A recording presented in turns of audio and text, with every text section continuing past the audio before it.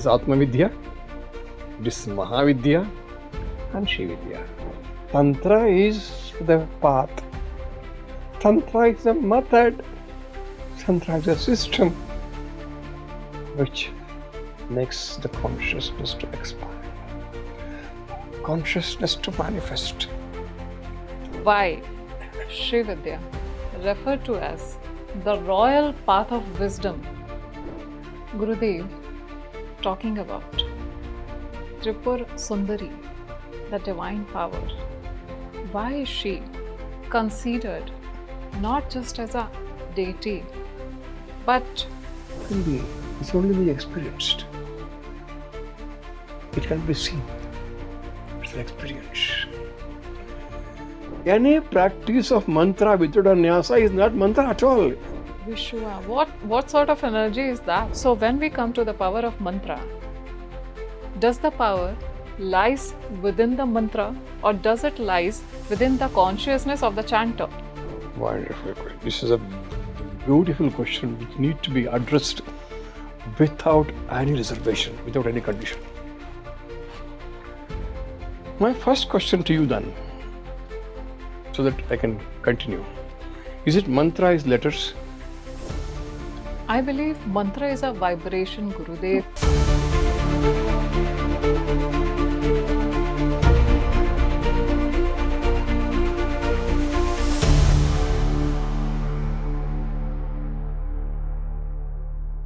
We often hear and feel the sacred sounds and vibrations around us. What are they? They are mantras, which has the power to invoke the divine energies. What is the science behind the mantra? How a mantra can get activated?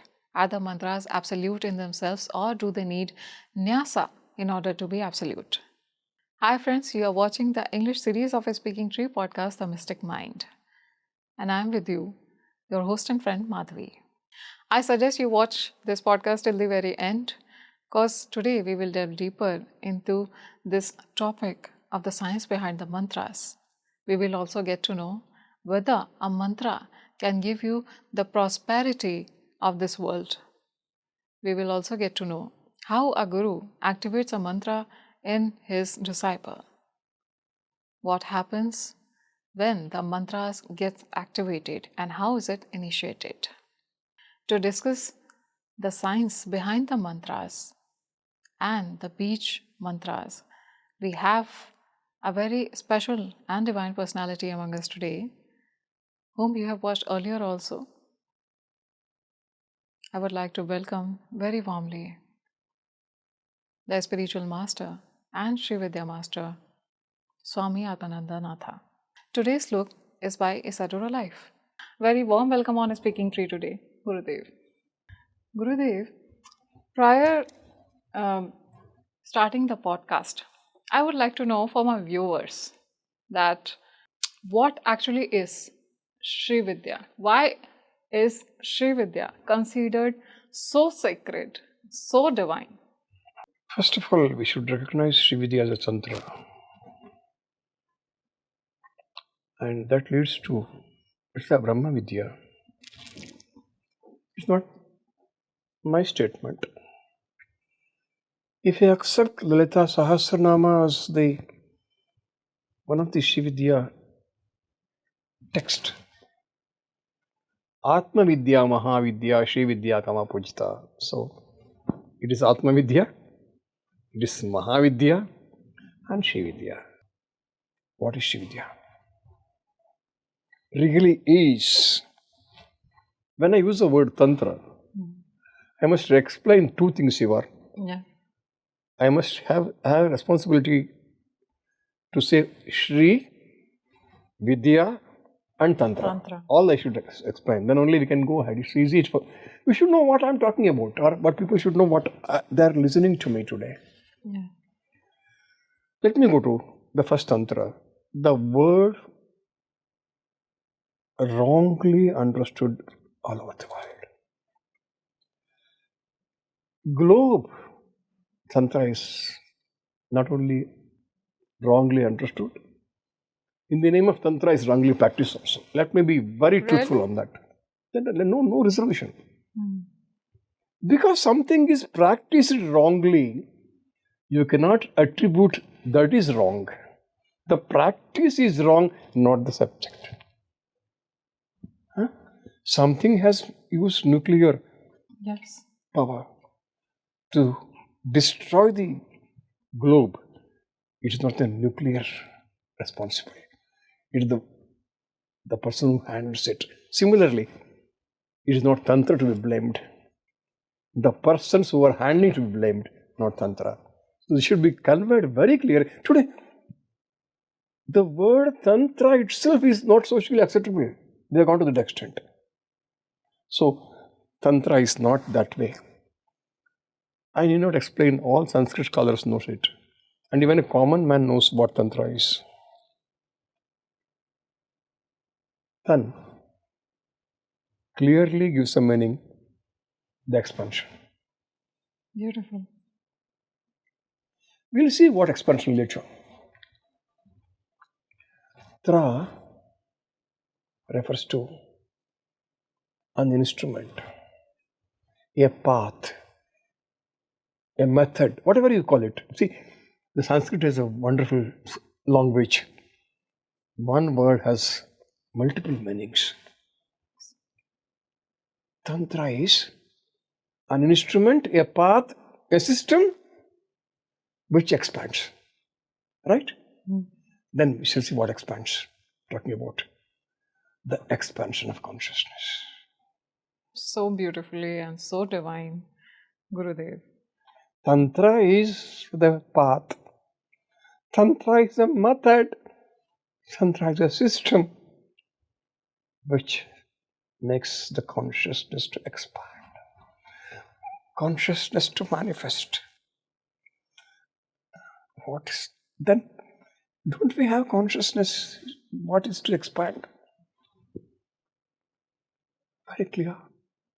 Before expanding on Tantra, let me come back to Srividya immediately. Last time also in my podcast I said Srividya, quoting Shankara. Srividyam Shiva Vama Bhaga Nilayam. Meenakshi Stotra, Panchasutra. Yeah. So Shankara refers Srividya as herself, who sits on the left of Shiva. What is Shiva? The consciousness. Consciousness sitting, the Shakti is sitting on the consciousness. That is Srividya. That is herself. This is one meaning. Srividya is herself. Then what? When other name, what should say? The Vidya is knowledge. The method. Shri is, separate now. Shri is herself. Her knowledge is Srividya. Using that, her knowledge to expand the consciousness is Srividya Tantra. So beautiful, Gurudev. And coming to Srividya, I would like to ask, I am having the curiosity within, like why Srividya referred to as the royal path of wisdom? Why do we refer to such a divine power as the royal path towards the wisdom? What does that we do by expanding consciousness is a question mark. Is it not consciousness is infinite? Any limit for consciousness? So. Yeah. Just because that consciousness is infinite, which with the help of the power, the energy, it could make the unmanifest universe to manifest. Really? Yes. The union of the consciousness, which is static, with the help of the energy, the union of that is not a creation, Madhvi. What was unmanifest has become manifested. Gurudev, talking about Tripura Sundari, the divine power, why is she considered not just as a deity, but as a living consciousness what's so divine in her that we consider her as not just as a deity, but a living consciousness? Can be. It's only be experienced. It can't be seen. It's an experience. So, for that, there should be some path. Without labels. I call it Srividya's the complete path, Sampurna Marga, I call it. The best way.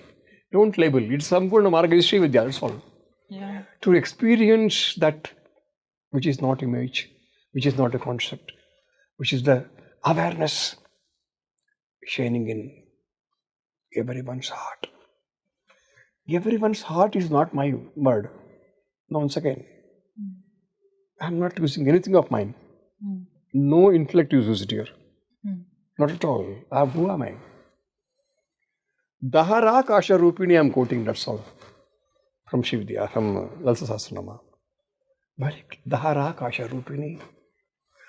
If you at all you want to give her a form to her, you give her a form as she is in Dahara Akasha. Dahara is the heart. There is some space in the Akasha is space. She is there. So shine inside. So I'm referring there only, nothing of mine. No, nothing. It is nothing of Atmanandanatha here. It is only what is mentioned elsewhere and we experience that's all. Okay? It's a clear methodology.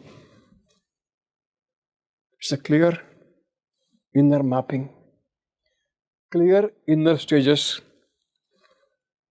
results in what? Clear culmination. The problem is, we lost that. There exactly. Okay, in this Sampurna Marga, there nothing need to be added. Nothing need to be edited. No. The mantra cleanses. Mantra always with Nyasa. Without Nyasa, there cannot be a mantra at all. So Nyasa is an essential part. It is to be done with the mantra unless, otherwise it's incomplete. It's not mantra at all. I'm sorry for the statement. Any practice of mantra without a Nyasa is not mantra at all. The practice doesn't. I'm sorry for this statement, but truth. Because what Nyasa is, the energy of the mantra. What is the energy of mantra? When I'm talking about Srividya mantra, is it that it's herself, not her form. It's herself. So I am placing that the energy of the mantra, which is hidden or available, present in the mantra in my different bodies. Because the physical body I am making divine. Though physical body is not her place. No doubt. I already mentioned she is Dahara Kasha Rupini. She is in subtle form.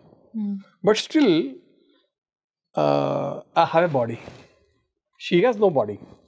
But I have a body, physical body. So I have to demonize it by using mantra. That Nyasa is required now. So mantra cleanse it. Nyasa divinize it. If I make some puja, we get interior things and something. And then with all this, meditation integrates. When all this happens together, complete path. I told you Bahya Puja, Bahiryaga, which includes the Antaschakra Nyasa. Okay. I am Chakra. I am worshipping other Chakra outside. Yes. So in that Chakra, I am doing Bahiryaga Nyasa outside body only.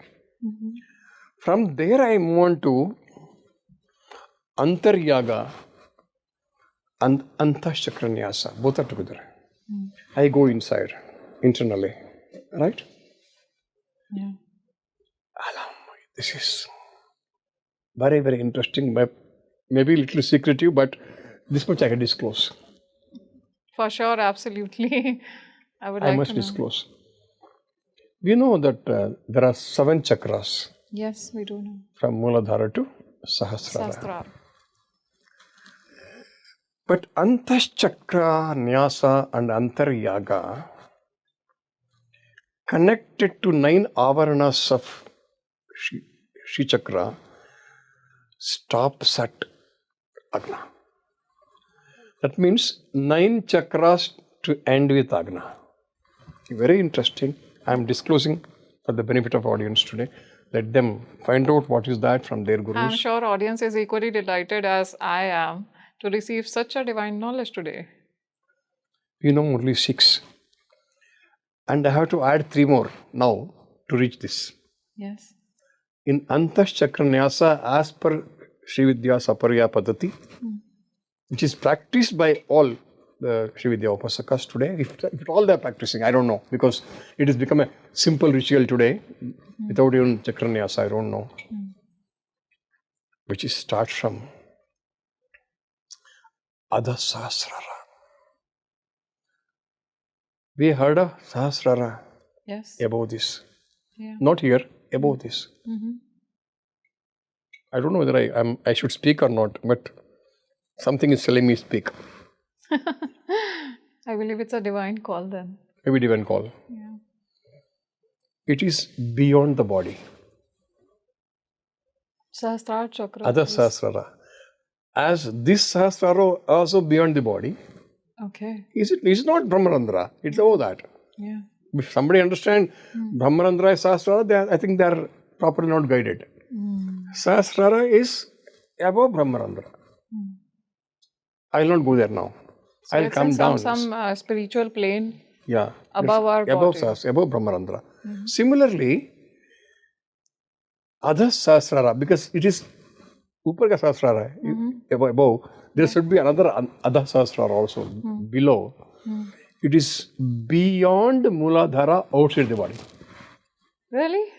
That's interesting. Wow. That's what I'm not telling it. It is very much, I'm referring to Parashrama Sutra. I told you, Madhavi, I will not speak anything of mine. Yeah. Unless I have right to speak my experience. Nobody can question me. That's my experience. Yes. Nobody can question me. But I'm not talking my experience here. I'm talking the text. I'm not the scripture. Adha Sahasrara, beyond Mooladhara. So 1 added now. 6 plus 1 becomes 7. Yeah. Okay? This Nyasa is mentioned. Antaschakra Nyasa mentioned in Parashrama Sutra. Then I said, beyond Mooladhara, outside the body. Mooladhara is inside the body. You can recognize, though it is not a physical part, recognized Mooladhara energy at some place, right now? None of the chakras are physical. It's all subtle, but recognized, understood in somewhere that energy is there. So somebody should find out that part is Mooladhara, that they're wrong. No, it's only energy, identified that part. So it's not a part of Mooladhara. Definitely not. Any energy. Anahata is also not heart. Yeah. If somebody mistake that, I'm sorry. It's the energy felt there or identified there. So when you go out Mooladhara, I said outside the body. Between Mooladhara and Adha Sahasrara, there's one more energy center, Vishwa. Which one? Vishwa, it's called. Vishwa. Vishwa. It's not my statement. I can produce tomorrow. Anybody wants a copy of that Parashrama Sutra for this. Vishwa. What sort of energy is that? कितना हो गया अभी? 8 हो गया. Yeah. Yes or no? Yes. The Antaschakra Nyasa starts from there. Adha Sahasrara, move to Vishwa, come to Mooladhara. This is all Nyasa only you are doing. Yeah. From there to Swadhisthana, Manipura, Anahata, Vishuddha आ गया. 7 हो गया इधर. और 2 है ना? Yeah. यार मेरे को मिल रहा है एक ही आज्ञा और किधर है और एक किधर है? Yeah. That is called Lambikagraha. Lambikagraha. Between Vishuddha and Agna, inside, that can be identified at the end of the tongue. Okay. It's not there. Lambikagraha. So 9 ho gaya na? Agna. So Antaschakra Nyasa leads you to move the energy to the level of Agna only. Where the Ida and Pingala Sufna meets. We stop there. This is what this does. It is inner ritual. It is not imagination. It is refinement of attention. When you reach that, continuously practice it. This Antaryaga, Antaschakra Nyasa. Then there's an experience of union. That union is called Samaya. Samaya. Samaya is the same. That is same, not different, not similar. I'm making very clear. The consciousness, energy, same. Shiva and Shakti are same. Their union is called Samaya. In such case, the worshipper and what is worshipped dissolve. Whether you think I am worshipping the external chakra or you imagine that worshipping the inner chakra, you and that is not separated. They dissolve into one. That's all. So Samaya is the unification of the Shiva and Shakti within. Can we say that? So even that way you can say that even worshipper and worshipped both dissolve. Then what happens? We are using mantra, no? Yeah. In Nyasa I am using mantra. Yeah. In that case, mantra resolves into silence. No more sound. When worshipper dissolved into worship, but what is worshipped? At that stage, mantra resolved into silence. This is, if I want to put in the word, because there's an experience. Worshipper and the worshipped is dissolved into each other. So it's the unification of soul with the higher consciousness. There is no name why you want. This is worshipper and worshipper dissolved. So beautiful. This I want to put in the word now. What to do? I have to use some word. Yeah. Which cannot be experienced, which cannot be explained. Father, I call it as Shiva, Shakti, Samaya. Samaya is union. This is Samaya. This Samaya, I struggled so much to explain because it is not a path. Then what it is? It is a state you attained. Is it not so? Is it a path or a state? You did all the time. To achieve this, no? You achieved a state of dissolving worshipper to worshipped. Is it a path? Is it achara? I think anybody with no bias, no precondition has to accept this without any hesitation. So Gurudev, what stays when the I, when the self get dissolved into that higher consciousness? What remains? I'll come to, I have to answer this. Look, I moved from Antaryaga, Bahiryaga to Antaryaga. What Bahiryaga has done? Become pure, mind become pure. Mind become pure is, because I become pure, it is able to own the known without any resistance, rejection. Really? That, unless that happens, that's why I'm telling you, the Bahiryaga is required. I'm not against it. Because there you get the mind purified. In other words, you make the mind to own the known. I want to refine the word purified mind. Purified mind is anybody use it. How you define the purified mind? How to explain it? The mind which owns the known is the purified mind. Beautiful. That happens with Bahiryaga. When So, something Gurudev, happens. is Samaya the final stage of No, I'm still there. It's still there? Still there. That's what I'm telling you. It's an experience. Samaya is the state. The worshipper and worshipped are dissolved into. That I call Shiva Shakti joined. So, it's the initiation process, if I can, for my own understanding. You should practice it to get into that. It's not initiation. That's why I'm telling you. It is not an initiation. It is a state one has to attain by going through the state without labels. Beautiful. Bahiryaga, Antaryaga, Antaschakra Nyasa, Vishuddhi Nyasa, all this will lead to that. It is not initiation. You have to. That's a state you attain by traversing this. For this, you don't label it. Don't label it. Right. You traverse this path without labeling it. The Srividya only label. Okay. In Bahiryaga, what you use, I will come back later. It's also the part because there should not be any confusion on that. I should not leave anything blank. When that happens, that is bliss. So, the union or dissolving one to each other is an action,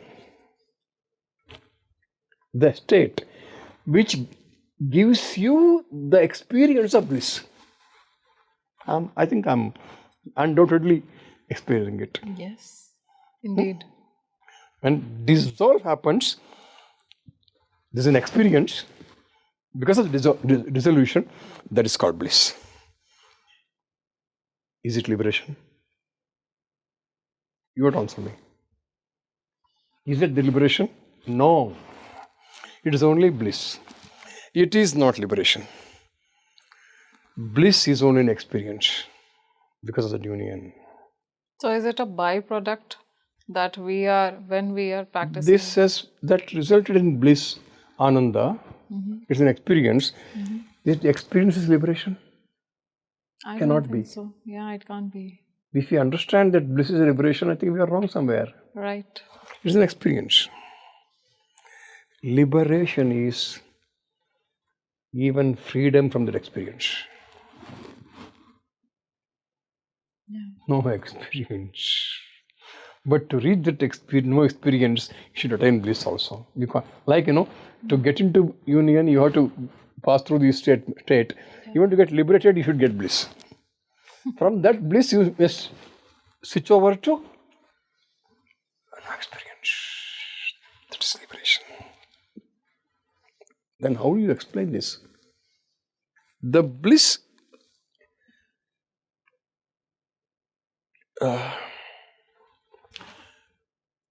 this is between, I don't know, between bliss and the liberation. I could say that is some knot. You had to open. It softens the knot. Bliss softens the knot to see that there no experience also. That's liberation. We came to the level of bliss and we said it is not the Jivan Mukti, it is the law of liberation. But there's a knot that has to be soften that knot so that you can experience.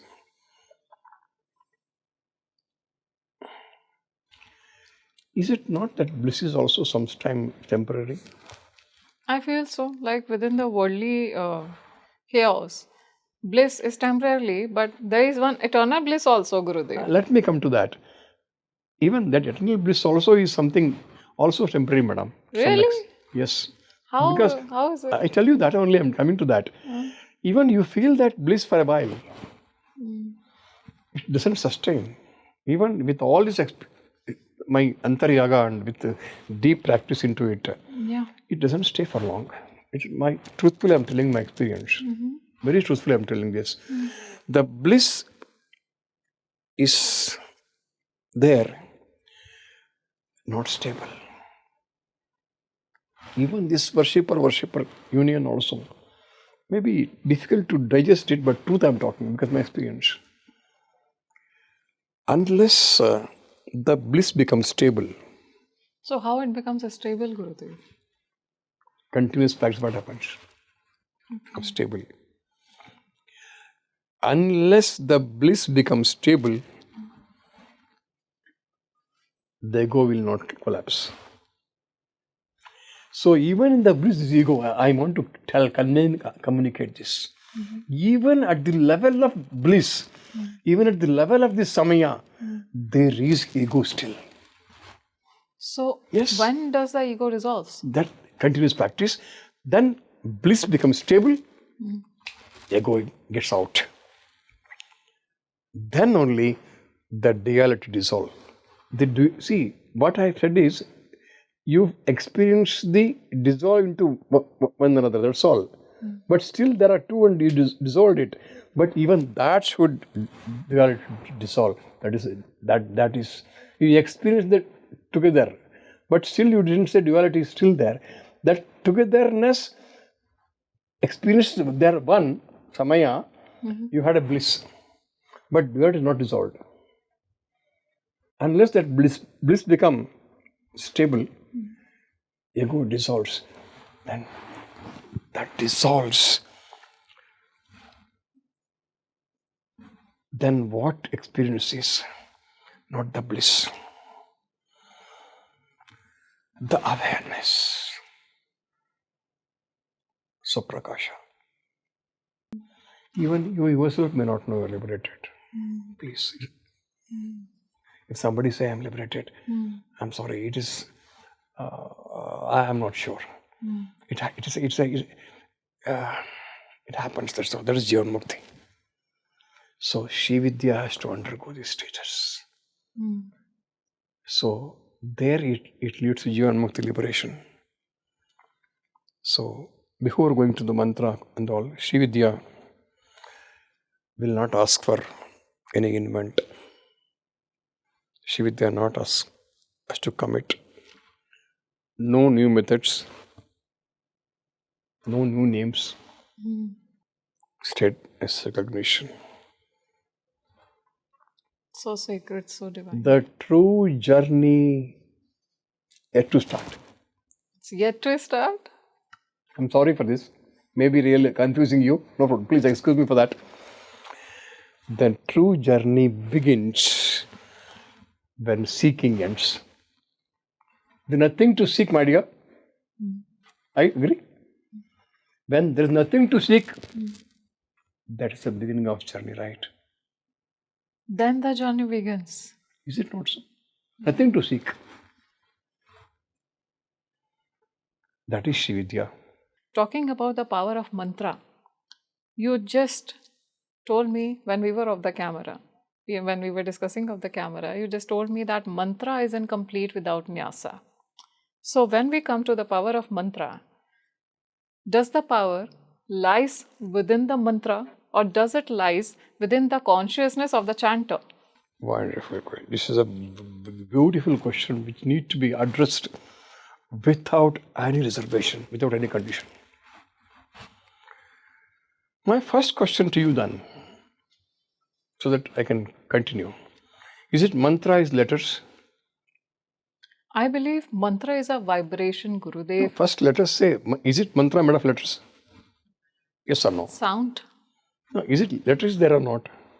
Yeah, Without that, how the sound comes? If we are writing it, the letters are there. Letters are. Yes. Letters have sound also, naturally. So vowels we are talking Is it not so? Letter has a sound. Yeah, it is indeed. Yes. So I put into physically it's letter. Yes. Pronounced, it becomes sound. Right? Yeah. It becomes only letter. It becomes only sound without the initiation. You got the point. You know what mantra is. Yeah. Mantra is not the letter, not the sound, but what the energy goes into it by initiation, it becomes mantra. I think I answered you. Oh, great. Any doubt? So where does the power lies? Like until the mantra is initiated? Yeah. Unless it's initiated, it's only, I told you very clearly, it's powerless. It is just letter and sound. Yeah.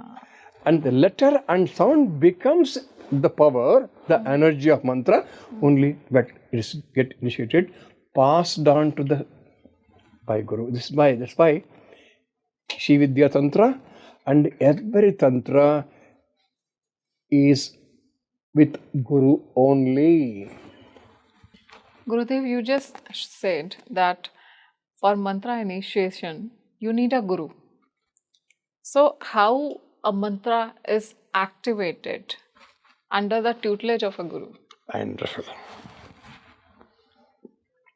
what Guru does to make that mantra activate? Already, he said, in the absence of Guru, it's not mantra at all. When Guru takes his part, it becomes mantra. Okay? Right. What he does in initiation, already that mantra, he has mastered it. It has gone into his cell, every cell, I should say that. It's not that no mantra sadhana at all. The energy of mantra is within him now, totally. The mantra has become fructified in him. So that's the only Guru. If not, he's not a Guru at all. Really? Yeah, naturally. I want to something give to you, I should have, Yeah, right. Without I having, how can I pass on to you? Right. During the initiation, he will not just utter mantra, which is not initiation. He will transfer the energy of mantra to the disciple's body. How? It has various methods. One is putting his head on the thing, hand on the head, which transfer that energy up to the disciple. There's one more method of Nitya Diksha.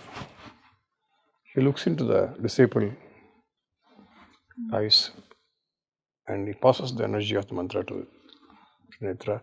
So he has given the akshara and the sound, and he passes the energy of the mantra through that. That's initiation. So Guru governs the energy of mantra words and the sound. That's why. And then passes on the energy that's through why eyes. The online diksha is not diksha. With all due respect to the people who are giving online diksha, because there's no transfer of energy. So you need to be physically present in front of Guru. Is it not so? Right. Because if you consider mantra as energy with the Guru, he is not passing on the akshara and the sound. He is also passing on the energy. Then only it becomes mantra. Is it possible online? That's it. So the energy emanates from the eyes of the Guru. That I tell you one thing, Madhvi. It's not just coming through the proper initiation by Guru. Whether placing his hand on the head or by Nitya Diksha, I'm sure the true disciple experienced that immediately. The energy of mantra. I promise you on this. So does the disciple feel any sort of vibration in the I don't body know or that something each like flow, that? it's because it's their experience. I cannot experience. Okay. The experience cannot be explained by words. So there is an experience by the disciple when the mantra energy is passed on by the Guru to the disciple. It's only energy passed on, madam. Then what happens? He has to nurture it. His job is over. He has to give a seed. Then, if it is not nurtured, it loses its potency. So there, the practice of that to be taken place, and continuous practice of mantra becomes get into the mantra. Then you start working on that, whatever it is. So initiation is only sowing the seed, showing the proper seed which can sprout. Right. I think Yeah.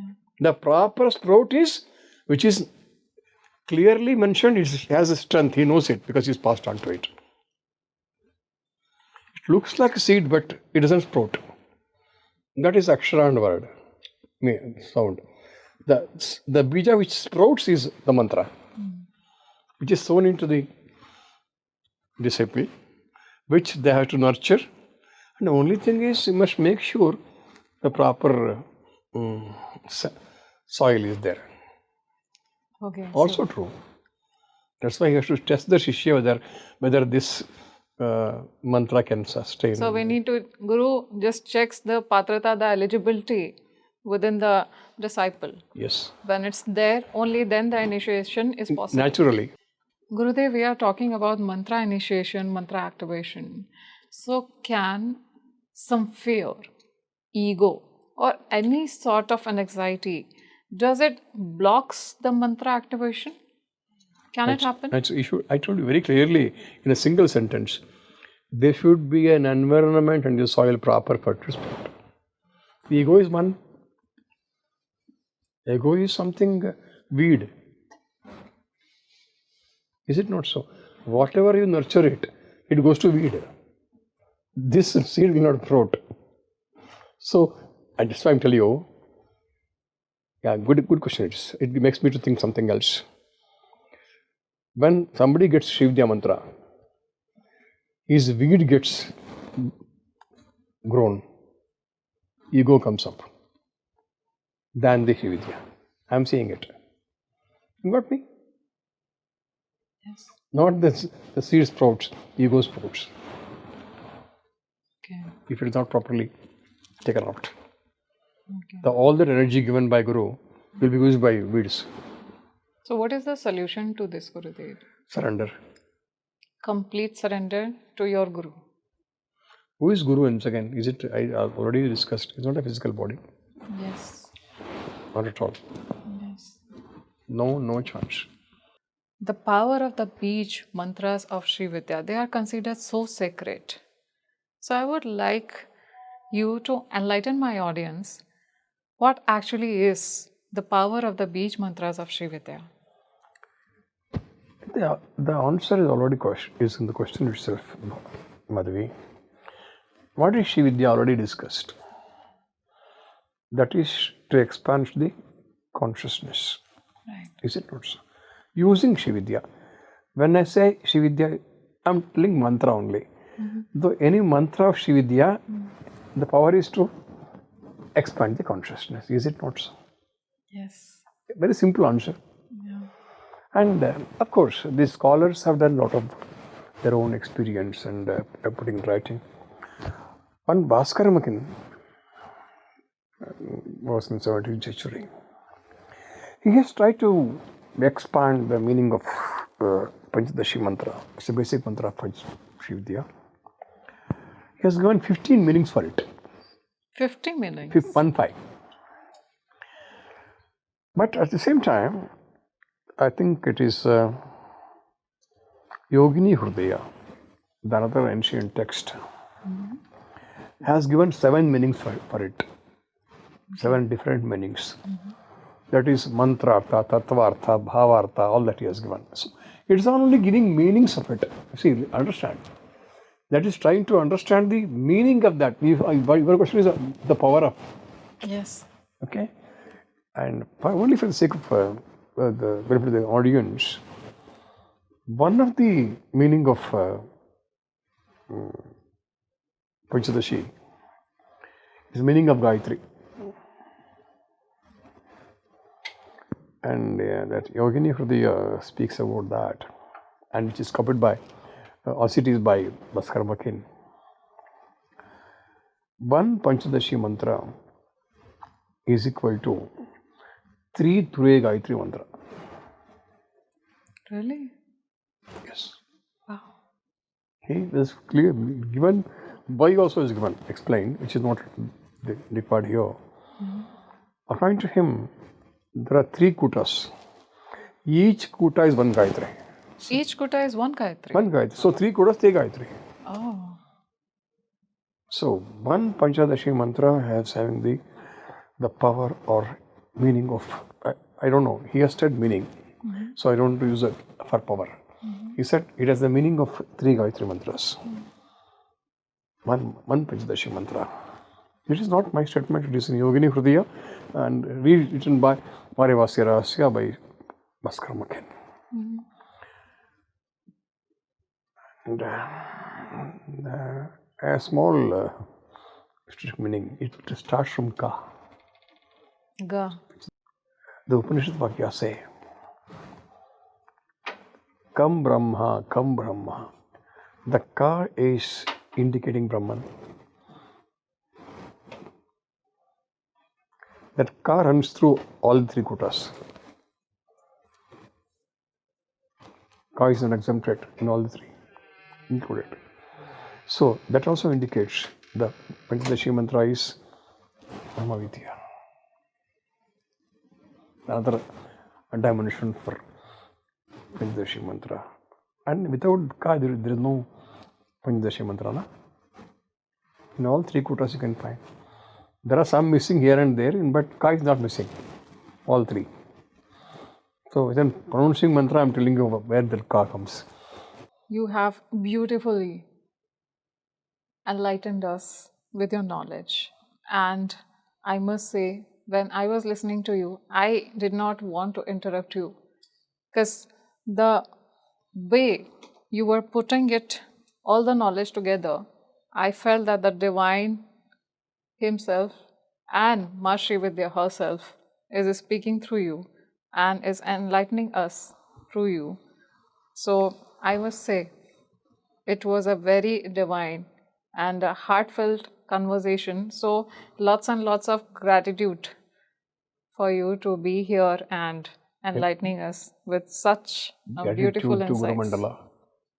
Thank you, Gurudev. That is enough. So friends, we have got to know about the power of the mantra, how it gets activated and how a guru initiates the mantra within the sadhana of Srividya, and how the mantra chanting is being done within Srividya, and how one soul can attain the eternal peace and happiness. I believe this podcast is as insightful for you as it was insightful and intriguing and knowledgeable for me. Do share, like, and subscribe this podcast as much as you can among your loved ones and keep showering us with your love. Stay happy, stay healthy. Take care.